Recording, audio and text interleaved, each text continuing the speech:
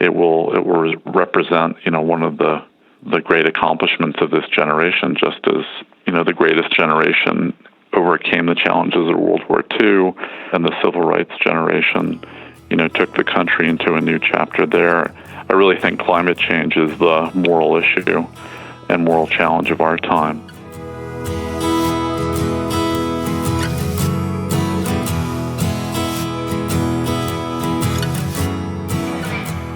Hello, I'm Emmy DeGrappa. Each week, we bring you stories asking our guests the question, why?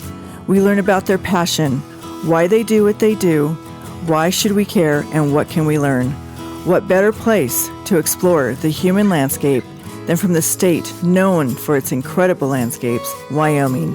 And what better organization than Wyoming Humanities? Serving our state for over 45 years, we share stories, ideas, and wisdom about the human experience. This is What's Your Why?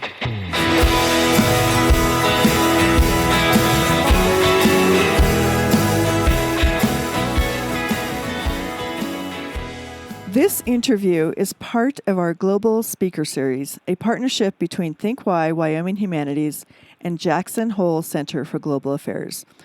Today, we are talking to Lukas Haynes. He is Executive Director of the David Rockefeller Fund and member of the Center for Climate and Security's Advisory Board. He was educated at the College of William and Mary and Oxford University, where he earned a master's degree in international relations. Welcome, Lukas. Hi. As the Executive Director for the David Rockefeller Fund, what does that entail? So it involves most aspects of the management and oversight of this family foundation that was established in 1989 by David Rockefeller and his wife Peggy to carry out their charitable giving in communities where they had homes outside New York City. And then later, the fund expanded, and he invited his children and grandchildren and their spouses to take a more active role in the fund, with the idea of transferring to them the family's philanthropic tradition.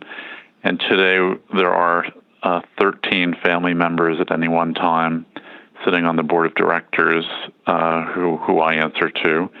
And among the programs of grant making that we all oversee are a program for the environment, which is focused on climate change solutions, and arts, which is focused on arts projects with broad social impact. And then there's also a criminal justice reform program.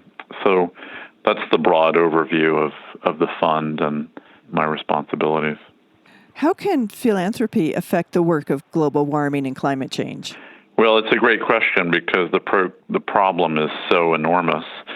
But the way that we see it, and many small and mid-sized foundations around the country, is that because it is so big, there's really a role for a great many foundations and philanthropic donors to help contribute to climate solutions in their own backyard or in their states or in their regions, or even, by focusing on national policy. In the U.S., there are some bigger foundations that do a lot of work overseas. And our particular focus is on trying to build a bipartisan consensus for a national climate policy by helping policymakers and members of Congress understand that among many other impacts of climate change, one of the least appreciated is its impact on national security and on international security, including the forced migration of people as a result of weather impacts in their regions. And there's even a geopolitical sort of aspect to the problem. Now that the Arctic is melting so fast, there's more competition among great powers like the U.S., China, and even Russia for mineral resources. So that's a particular aspect that we focused on, and that's also why I've been involved with the Center for Climate and Security in Washington. Yeah, I was going to say that when I was reading your bio, I could really see that a common thread between philanthropy and global warming that has been, those issues are woven throughout your career. And so you must have an obvious passion about it. I do. I was pretty late to the problem in the mid-2000s, but having funded problems around nuclear weapons proliferation and biological pandemics, cybersecurity, space weapons back in the early 2000s, I was really astonished to learn, how serious the global climate change problem had become. And when you begin to appreciate the science and how it's going to affect every aspect of our economy and society and our security, it's not hard to become deeply passionate about trying to be part of the solution set. And then, of course, when you become a parent, which I did in the mid-2000s, you think about the longer-term impact of the problem on our children and grandchildren, and it's really pretty humbling to think about how human society, is making such vast changes, forcing such vast changes on the planet, and changes that are going to be felt for generations. So that's sort of the root of the passion. And so, just in layman's terms, it's really hard to understand what is the argument, how is it bipartisan, what is the issue that people can't agree on about climate change and global warming? Well, for a long time, there was confusion, which actually was deliberately sown by various corporate and media actors about the science. The science of global climate change has been settled for a long time. I mean, there's just a vast and deep consensus about how human society and industry has driven these changes in the atmosphere, and also those changes are felt in the oceans as well. And I think the time when there was sort of the most fierce partisanship and difference over the problem itself is behind us. In the last few months, the last year, there's really been a growing bipartisan recognition. One manifestation of that is a bipartisan climate solutions caucus in the Congress. And there still isn't broad enough and deep enough support for a national climate policy, but the beginning of that consensus is already there. And I think we're moving quickly past the kind of debate about the origins and the problem itself and into a debate about the best way to tackle it. And the simple reality is there's no one policy or approach that is going to solve the problem. It's really going to require an attack on every front, whether it's the way our utility sector uses fossil fuels to produce energy, or the transportation sector, the building sector, or practices in agriculture and deforestation. There's never been a public policy problem that required so many different policy tacks, and will really require the whole of government. And that's sort of the new challenge, is building a consensus between the Congress and the executive branch that this has to be tackled across the board and with greater and greater urgency. There's a couple of things that keep coming back to me. And one, how does global warming affect national security? That's one. And how is it affecting these big migrations that are happening across the globe with people moving from their homes?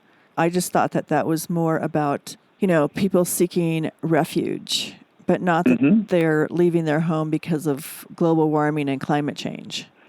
Well, there are lots of reasons for why people are on the move, but it has been well documented and studied now that in places like not just Darfur and Sudan, but also Syria, part of the driver of one element of instability is the inability of people to make a living in traditional ways based on predictable weather patterns. And then with a decline in agriculture, a growth and a spike in the price of basic commodities.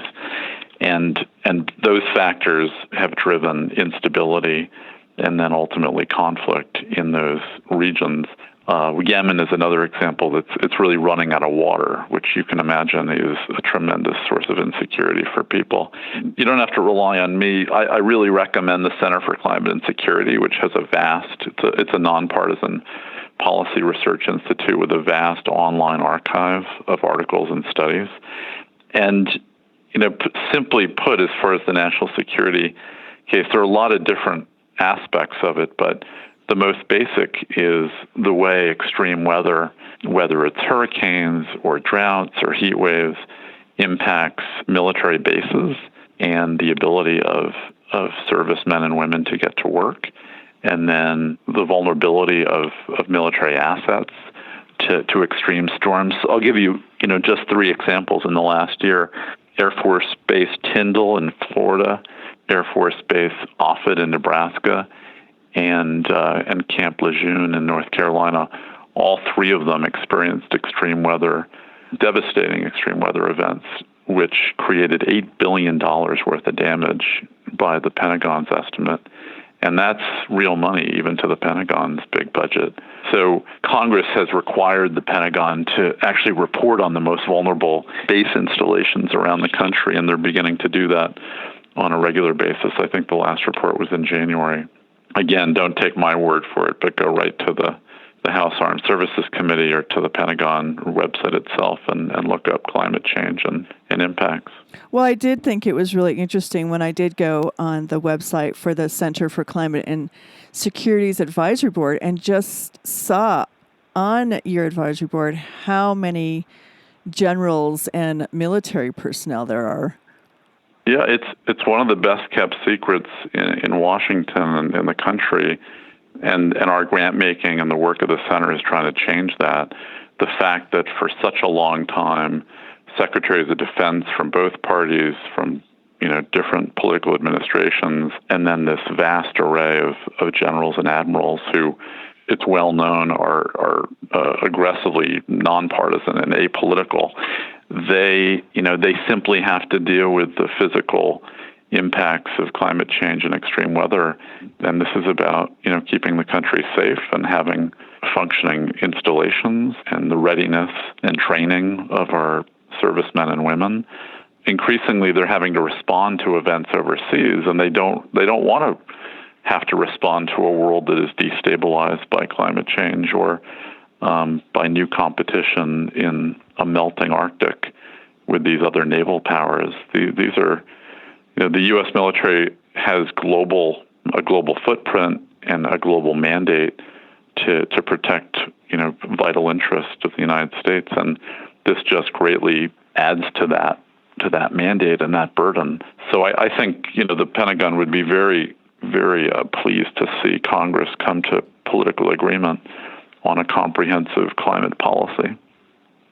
The other thing that is very, I guess, needed, or kind of want to hear your thoughts about, on a grassroots level, how can you get people involved in talking about it? Because it's a lot to understand, and it's hard to understand because there's so many different views on it and so much research and scientific studies and, but for just the everyday person who is going to make a vote, for example, how are you reaching those people?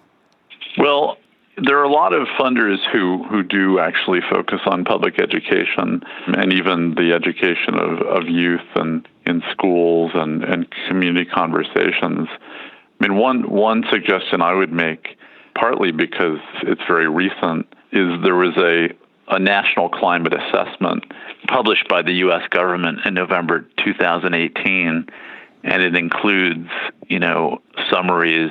And I think it's a really great starting point for a conversation between, within families and within classrooms. And when you come to understand, just how solid the science is and the assessment of what climate is doing to the United States, there's really an on-ramp for almost any community in any part of the country. And then, the next step from there is asking, your local representatives, your state representatives, your U.S., federal representatives, what is their position and how much of a priority do they make the issue, and how urgently, are they trying to see some bipartisan agreement come to pass. But you're right, it is intimidating as a topic. And the really good news is that younger people, tend to get it. They've been thinking about it, studying it longer than, and more seriously than most of our generation. And it doesn't take much convincing of younger voters that this is an issue. It's actually rising up the ranks of issue priorities for voters very quickly. And I think the other thing that's very encouraging is the solutions are an economic opportunity. The wind energy industry, the solar industry, these have been growing very quickly. The cost of wind and solar energy is dropping very steeply. And so just as we have to transition off of fossil fuels and repower the economy, that is a tremendous driver of innovation and job creation in every part of the country, not just, the coast, but the wind resources in places like Texas and Wyoming. So, just because it sounds so doomsday, what are the positive things that we can do personally and think about, I guess, about the progress that you're making in D.C.? Well, I think the flip side of an enormous, national challenge is how it can bring communities together and across our divided politics. There has really never been a challenge so great in my thinking, and I've been part of the U.S. foreign policy community in one way or another for a long time. And if we're going to rise to this challenge, it's gonna be because we have come to new agreement across our divided politics and see that the future can be brighter than this recent, very turbulent, divided political present. And we will see younger people, coming together around new solutions and new economic opportunities. And if we can solve this problem, it will represent, one of the great accomplishments of this generation, just as, the greatest generation overcame the challenges of World War II and the Civil Rights generation, took the country into a new chapter there. I really think climate change is the moral issue and moral challenge of our time. And there are plenty of motivated younger people out there who are leading the way if we, begin to recognize their leadership and the power of their ideas. Wow, I think that's exciting. And I am really happy to end on that note because that's really positive, and I look forward to learning more about this subject. Thank you so much, Lukas. Thank you so much for the opportunity.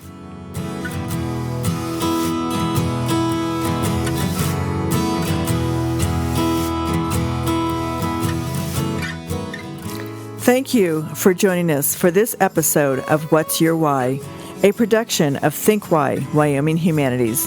This has been executive producer Emmy DeGrappa. Please subscribe and never miss a show. For more information, go to thinkwhy.org.